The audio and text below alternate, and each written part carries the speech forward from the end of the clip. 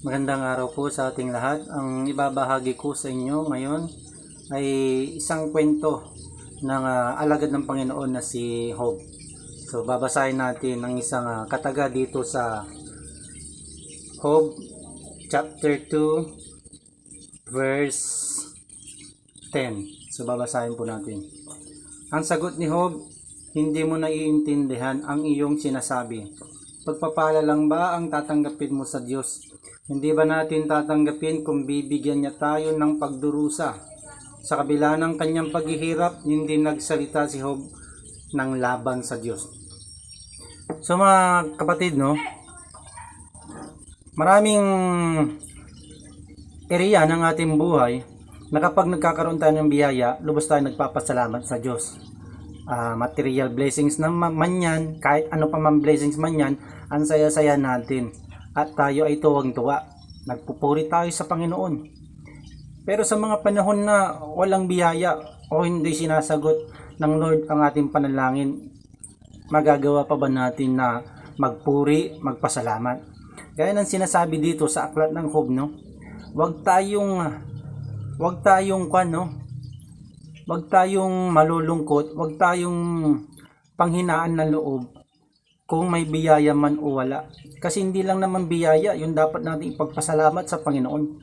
Kung bibigyan tayo ng Panginoon ng suliranin o pagsubok, tanggapin natin yun.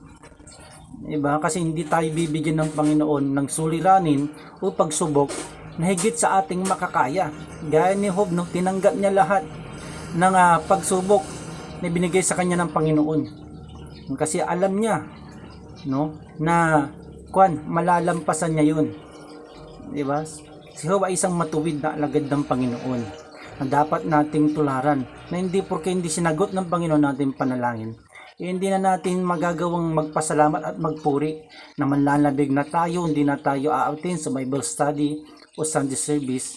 Hindi, mga kapatid. Dumarating man sa punto na nasa taas tayo o nasa baba ng ating sitwasyon, dapat mananatili tayong mainit sa Panginoon. Huwag natin hayaan na mawala ang init ng ating pananampalataya sa Kanya. No? So, napakagandang mensahe ni Job na nagpapatunay, isang magandang halimbawa na dapat natin tularan. Sa kabila ng karanyaan ng kanyang buhay, binawi sa kanya ng Panginoon kasi sinubok siya. Ganon din tayo. Yung mga panahon na sinusubok tayo ng Diyos. Pero hindi ibig sabihin nung kinakalimutan tayo ng Diyos. Gusto lang tayong subukin. No? Kung hanggang saan tayo mananatili sa Kanya.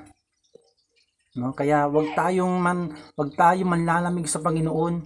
Wag tayong hihiwalay sa Kanya. Manatili tayong nakakonek sa Kanya. Manatili tayo